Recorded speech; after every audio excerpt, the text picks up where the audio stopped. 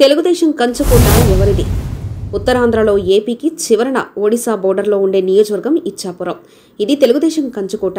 ఇచ్చాపురం నియోజకవర్గం టీడీపీ ఏర్పాటు తర్వాత ఒకే ఒక ఎన్నికల్లో ఓడిపోయింది. టీడీపీ కంచుకోటను బద్దలు కొట్టేందుకు జగన్ రకరకాల ప్రయోగాలు చేస్తున్నారు. నియోజకవర్గం పరిధిలో ఇచ్చాపురం, కవిటి, కంచిలి, సోంపేట 4 మండలాలున్నాయి. ఉద్దానం అని కిడ్నీ బాధితుల అర్ధనాదాలతో మార్మోగే ప్రాంతంలో ఇది ఒక భాగం. ఈ నియోజకవర్గం నుంచి 2014-2019 ఎన్నికల్లో టీడీపీ అభ్యర్థి బెందాలం అశోక్ వరుస విజయాలు సాధించారు. టీడీపీ ఆవిర్భావం తర్వాత ఇక్కడ 7 సార్లు టీడీపీ విజయం సాధించింది. 2004లో మాత్రమే కాంగ్రెస్ గెలిచింది. మళ్లీ గెలవడానికి ఏ పార్టీ చేసిన ప్రయత్నం కూడా ఫలించలేదు. ఇక్కడ నుంచి వరుసగా 2 సార్లు గెలిచిన ఎమ్మెల్యే అశోక్ టీడీపీ అభ్యర్థి కాగా వైసీపీ నుంచి పిరియా విజయ్కు జగన్ సీట్ ఇచ్చారు. ఆమె మాజీ ఎమ్మెల్యే పిరిజా సాయిరాజ్ భార్య. జెడ్పీ చైర్మన్ సాయిరాజ్ ఒక్కడే 2009లో టీడీపీ నుంచి ఎమ్మెల్యేగా గెలిచారు.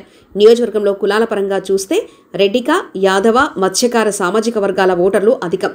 ఆ తర్వాత కళింగ, బెంతు, ఒడియా, శ్రీశయన సామాజిక వర్గాలున్నాయి. సాయిరాజ్ కుటుంబానికి టికెట్ ఇవ్వడంలో వైసీపీ అసంతృప్తిగా ఉంది.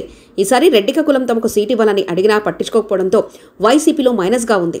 నియోజకవర్గంలో వైసీపీలో నర్తు రామారావు, నరేష్ కుమార్ అగర్వాల్, నర్తు నరేంద్ర, పిరియా సాయిరాజ్ ఎవరికి వారే యమునా తీరే అంటున్నారు. నియోజకవర్గంలో సోంపేట థర్మల్ పవర్ ప్లాంట్ రద్దు, ఉద్దానం కిడ్నీ బాధితుల సమస్యలు ప్రధాన అంశాలు. రెండో కోనసీమగా ఉద్దానంలో కొబ్బరి రైతులను ఆదుకుంటామని చెప్తున్నా పట్టించుకునే వాళ్లే లేరు. వైసీపీలో ఉన్న గ్రూపులు గోల బెందాలం అశోక్కు కలిసి రానుంది. ఇక్కడ జనసేనకు నిక్కచ్చిగా ఉన్న 15,000 ఓటు బ్యాంకు టీడీపీకి ప్లస్ కాగా సామాజిక వర్గాలకు అతీతంగా ఇచ్చాపురం నియోజకవర్గంలో టీడీపీని లైక్ చేస్తుంటారు. ఇక్కడ అభ్యర్థి ఎవరన్నది వాళ్లకు అనవసరం.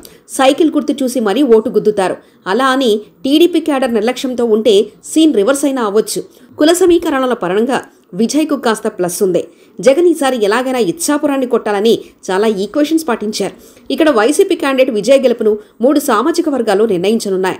అందుకే ఆమెను ఎమ్మెల్యే అభ్యర్థిగా ప్రకటించిన కళింగులను, నర్తు రామారావుకు ఎమ్మెల్సీ ఇచ్చి యాదవులను, ఇతర నామినేటెడ్ పదవులు ఇచ్చిన రెడ్డిక వర్గాలను జగన్ మచ్చిక చేసుకునేలా ప్లాన్ వేశారు. మరిన్ని కథనాల కోసం సబ్స్క్రైబ్ చేసుకోండి మీ అక్షర శిల్పం.